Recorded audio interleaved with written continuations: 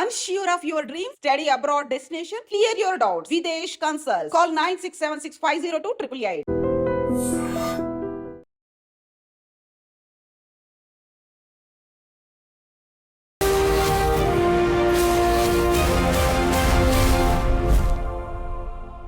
నమస్తే, welcome to I dream social spotlight with Kavitha. IPL season మొదలైంది. Monday ఎండల్లో ఒక పండుగ వాతావరణం కనిపిస్తోంది. ప్రారంభమైనటువంటి 3 మ్యాచ్లు చాలా ఇంట్రెస్టింగ్ గా, అందులోనూ హై స్కోర్స్ నమోదవడం. దీంతో పాటుగా ఇంకొక ఇంట్రెస్టింగ్ పాయింట్, ఫస్ట్ మ్యాచ్ లో ఆర్సీబీ గెలుపొందింది. Second match Hyderabad Sunrisers, third match Chennai Super Kings. Southern states 3 మ్యాచ్ల్ని గెలుచుకోవడం. ఆ తర్వాత వచ్చేటువంటి స్కోర్స్ ఏంటి, ఎవరెవరు ఎన్ని రన్స్ స్కోర్ చేస్తారు, అండ్ ఓవరాల్ గా ఫైనల్ గా కప్ ఎవరు కొట్టబోతున్నారు. మనతో పాటుగా ఉన్నారు కామెంటేటర్ అండ్ అనలిస్ట్ వెంకటేష్ గారు. వెంకటేష్ గారు, నమస్కారం అండి. నమస్తే కవిత గారు. సో మనకి మండే ఎండల్లో ఒక మంచి పండుగ వాతావరణం, ఎంత మండుతున్నప్పటికీ ఎండలు అలాగే కూర్చోవడం అనేది మన వాళ్ళకి ఒక ఎంటర్టైన్మెంట్, ఎక్సైట్మెంట్, యాంగ్జైటీ, అన్ని రకాలుగా ఒక ఉత్సాహభరితమైనటువంటి వాతావరణం. 3 మ్యాచ్లే అయిపోయాయి. ఏమనిపించిందండి IPL 2025? IPL was off to a flying start అండి. ముఖ్యంగా ఫస్ట్ మ్యాచ్ లో ఆర్సీబీ ఆడిన తీరు అంటే అగ్రెసివ్ ఇంటెంట్ చూపించారు వాళ్ళు. అండ్ ఇంకా సెకండ్ మ్యాచ్ లో ఎస్ఆర్హెచ్ వాళ్ళు అదే లాస్ట్ ఇయర్ ఫార్ములాని కంటిన్యూ చేశారు, aggressive brand of batting. So అదే లెవెల్ ఆఫ్ క్రికెట్ వాళ్ళు ఆడుతున్నారు.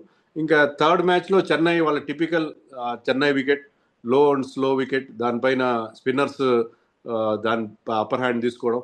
సో చాలా చాలా టిపికల్ వాళ్ళ రోల్స్ ఎలా ఉంటాయి అలా జరిగింది. ముఖ్యంగా RCB fans must be very very happy. ఎందుకంటే ఆర్సీబీ 17 సీజన్ నుంచి గెలవలేదు.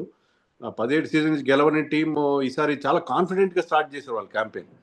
వాళ్ళు యూజువల్ గా ఏంటంటే ఫస్ట్ మ్యాచెస్ ఓడిపోతుంటారు, కానీ ఈసారి వాళ్ళు ఫస్ట్ మ్యాచ్ చాలా మంచి మార్జిన్తో గెలవడం, డిఫెండింగ్ ఛాంపియన్ని వాళ్ళ హోమ్ గ్రౌండ్లో చిత్తుగా ఓడించడం చాలా కాన్ఫిడెన్స్ ఇస్తుంది. సో ఇప్పుడు well began is half done అని చెప్తారు కదా, అట్లా వాళ్ళు బాగా స్టార్ట్ చేశారు.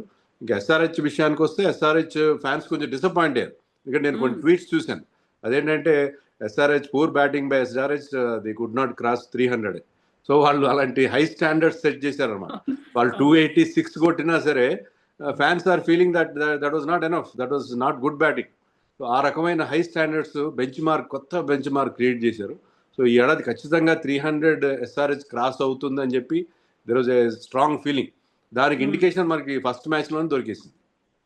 So Ishan Kishan very first century IPL season లో కొట్టడం అనేది, సో అది ముంబై ఇండియన్స్ దాన్ని ఒక మైనస్ గా భావించాయా? ఎందుకని వదులుకున్నారు? ఎస్ఆర్హెచ్ కి మాత్రం కలిసి వచ్చిందని అనిపించింది.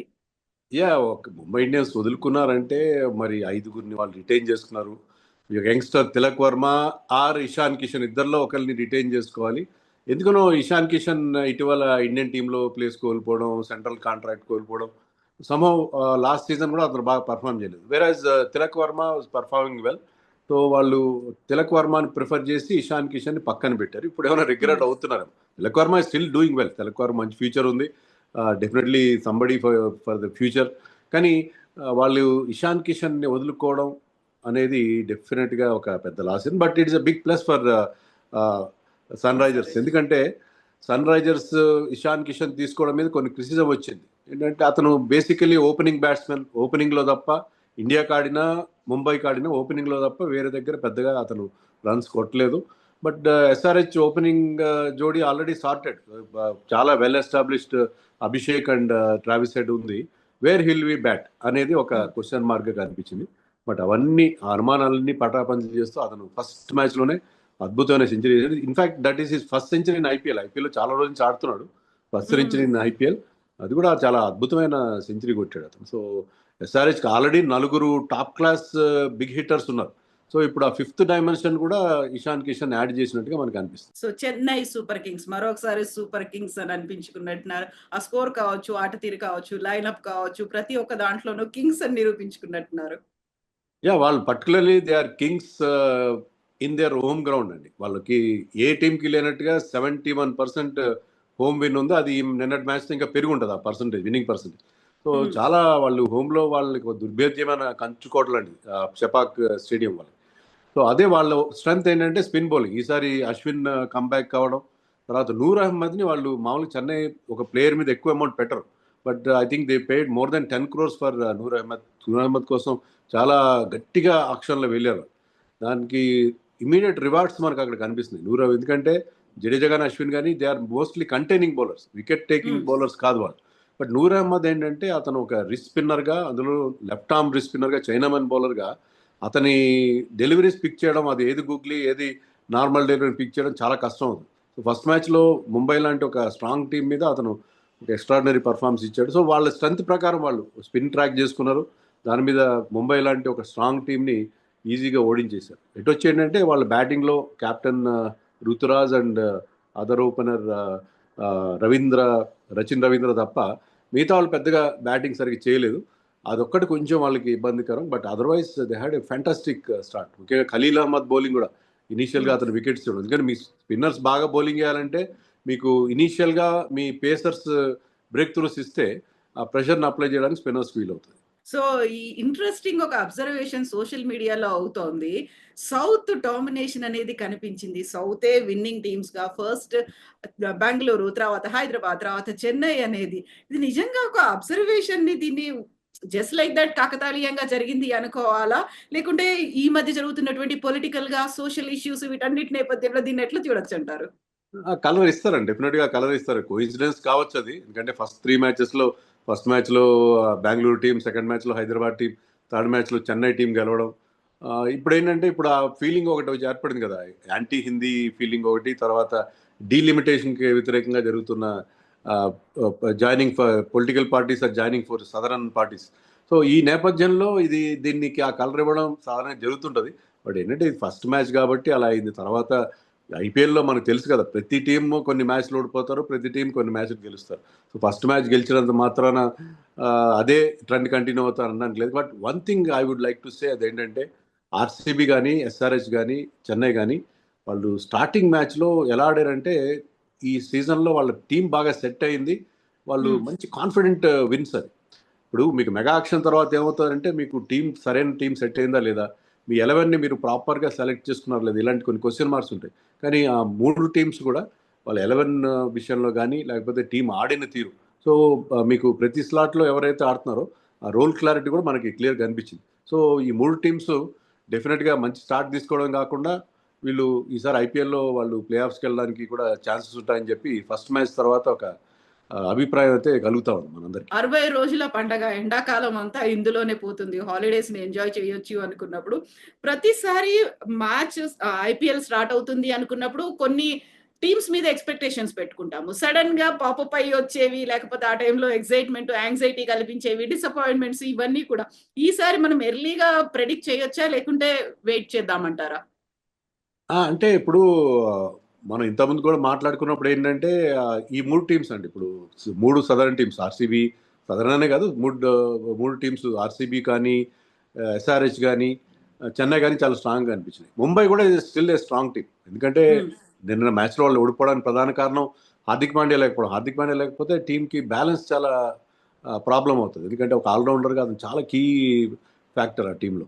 అలాగే బుమ్రా ఏప్రిల్లో జరిగే మ్యాచ్లో జాయిన్ అవుతారు. వాళ్ళిద్దరు జాయిన్ అయిన తర్వాత Mumbai will look like a different team. So ఈ 4 టీమ్స్ ఉన్నాయి, ప్లస్ పంజాబ్ ఇంకా మనకి ఆడలేదు. పంజాబ్ వాళ్ళు 4th డే కానీ పంజాబ్ని మనం చూడం.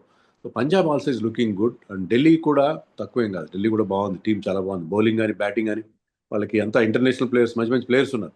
సో ఈ 2 టీమ్స్ ప్లస్ ముంబై, ఈ 3 సదరన్ టీమ్స్, ఈ 6 టీమ్స్ ప్రస్తుతానికైతే బాగా కనిపిస్తున్నాయి. But we cannot discount the other teams also. KKR మొదటి మ్యాచ్లో బాగా ఆడకపోయినంత మాత్రాన, రాజస్థాన్ బాగా ఆడకపోయిన మాత్రాన మనం వాటిని తక్కువగా అంచనా వేయడానికి వీల్లేదు. సో డబ్ల్యూపీఎల్ ని ముంబై ఇండియన్స్ గెలుచుకుంది. ఆ తర్వాత ఐపీఎల్ మీద కూడా అదే ఎక్స్పెక్టేషన్స్, అటు టీమ్ మేనేజ్మెంట్, ఓనర్స్ మాత్రం అలాగే పెట్టుకొని చూస్తూ ఉంటారు కదా, ఆ ప్రెషర్ అనేది కూడా ఉంటుంది కదా.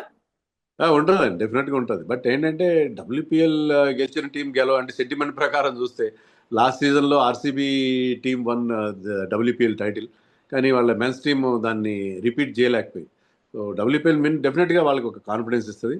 అదే రకంగా ఢిల్లీ క్యాపిటల్స్ కూడా చాలా పెద్ద హార్ట్ బ్రేక్ అది.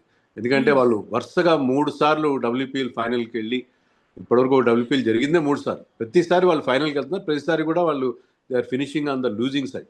సో ఢిల్లీ క్యాపిటల్స్ ఆ డిసప్పాయింట్మెంట్ నుంచి బయటపడాలంటే this time they have to win the title or at least reach play offs. So ఇప్పుడు ఇంత ఎక్కువ ధరలు పెట్టారు గతంలో కంటే. యాక్చువల్‌గా బేస్ ప్రైస్‌ని మించి ఎన్నో రెట్లు ఎక్కువ పెట్టి కొనుక్కున్నటువంటి వాళ్ళందరి మీద కూడా ప్రెషర్ అనేదైతే ఉంటుంది.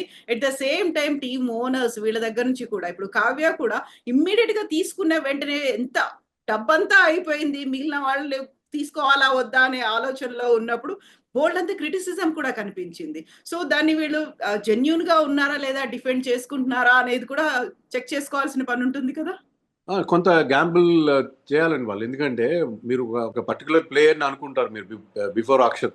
ఇతను వస్తే మన టీమ్ బ్యాలెన్స్ చాలా కుదురుతుందని చెప్పి. So you go very hard for that player. చాలా ఎక్కువ అమౌంట్ పెడతారు. అనుకున్న దానికంటే ఎక్కువ స్పెండ్ చేస్తారు. తర్వాత ఏంటంటే మీకు మిగతా స్లాట్స్ ఫిలప్ చేయడానికి చాలా ఇబ్బంది అవుతుంది.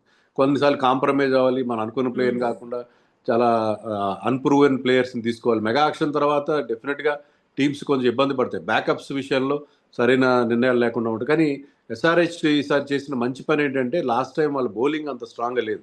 వాళ్ళు పెద్ద స్కోర్లు చేసినా కూడా 250 చేసినా కూడా దాన్ని డిఫెండ్ చేసుకోవడానికి ఇబ్బంది పడ్డారు.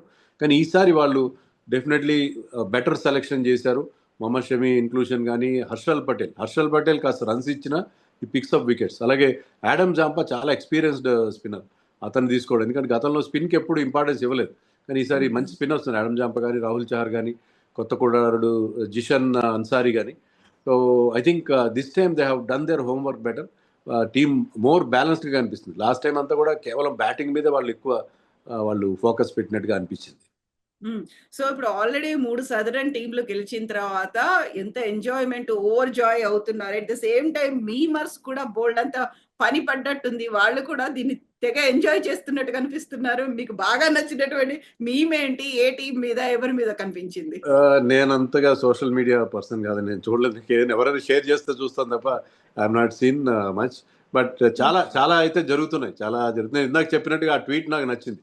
ఏంటంటే they were very much disappointed. Poor batting 300 కొట్టలేకపోయారని చెప్పి. సో 300 కొట్టకపోతే ఫీల్ అవుతున్నారు. 300 రావడం అనేది లాస్ట్ ఇయర్కి ముందు మనం అసలు ఐపీఎల్లో ఊహించిన పరిస్థితి. టీం 300కి వెళ్తుందా అని చెప్పి. సో ఆ 300 రాకపోవడం అనేది ఫ్యాన్స్ డిసప్పాయింట్ చేసింది. బట్ వాళ్ళు స్టార్ట్ చేసిన తీరు మీరు కనుక చూస్తే ఎస్ఆర్హెచ్ టీంలో టాప్ 6 కూడా ప్రతి ఒక్కరి స్ట్రైక్ రేట్ ఈస్ అబౌవ్ 200. మామూలుగా మనం ఐపీఎల్ స్టేజ్లో T20లో ఏమనుకుంటామంటే 130, 140 is very good strike rate అనుకుంటాం. కానీ ఇక్కడ మీరు టాప్ 6 అందరూ కూడా 200+ స్ట్రైక్ రేట్తో బ్యాటింగ్ చేశారంటే వాళ్ళు ఏ రకమైన ఒక కొత్త stand they have raising the bar like anything. వాళ్ళు కొత్త నెరేటివ్ క్రియేట్ చేస్తున్నారు. ఐపీఎల్లో they are creating new narrative అని అనిపిస్తుంది. ఎక్స్పెక్టేషన్స్ ని పెంచుతున్నారు. ఏ ఒక్క మ్యాచ్ మిస్ అవ్వకుండా చూడాలి అనేటువంటి, మనం కూడా షెడ్యూల్స్ చేసుకోవాలి అనేటువంటి ఒక ఉత్సాహాన్ని పెంపొందిస్తున్నారు. ఎస్ఆర్హెచ్ కి ఫ్యాన్ బేస్ పెరిగిపోతుందండి దీనివల్ల. ఇదివరకు ఏంటంటే ఎస్ఆర్హెచ్ కి ఫ్యాన్ బేస్ ఏంటంటే హైదరాబాద్, తెలుగు రాష్ట్రాల్లో ఉండడం, లేకపోతే వాళ్ళకి నచ్చిన ప్లేయర్స్ ఉంటే అలా ఉండడం. కానీ ఇప్పుడు ఏంటంటే the kind of cricket they are playing, aggressive brand of cricket వాళ్ళు ఆడుతున్నారు కాబట్టి వాళ్ళ ఫ్యాన్ బేస్ చాలా పెరుగుతుంది. ఎందుకంటే ఈ రకమైన క్రికెట్ని ఎంజాయ్ చేస్తారు. ముఖ్యంగా youth always wish to see more 4s and 6s. So ఇదే రకమైన స్టైల్. కొంతమంది ఏమంటున్నారంటే ఉప్పల్లో పిచ్ చాలా బ్యాటింగ్ ఫ్రెండ్లీగా ఉంది కాబట్టి వాళ్ళకి అన్ని స్కోర్లు వస్తున్నాయి. కానీ లాస్ట్ టైం వీళ్ళు 250 4 సార్లు 5 సార్లు దాటారు. దాంట్లో ఒక్కసారి మాత్రమే హోమ్ గ్రౌండ్లో దాటారు. మిగతా చోట్ల కూడా వాళ్ళు they are scoring heavily. So కేవలం హోమ్ గ్రౌండ్లోనే వాళ్ళు రన్స్ చేస్తున్నారు కూడా కరెక్ట్ కాదు. But they have adapted one kind of approach వాళ్ళకి మంచి రిజల్ట్స్ కూడా ఇస్తుంది. ఎస్ అండి. మళ్ళీ ఈ రోజు వైజాగ్ లో ఒక మ్యాచ్ ఉంది. ఆ తర్వాత ఏం జరగబోతుంది, ఈ 60 రోజుల పండుగలో విజేతలు ఎవరు అనేది will be in touch. Venkatesh గారు, థ్యాంక్ యూ సో మచ్ అండి. Thank you.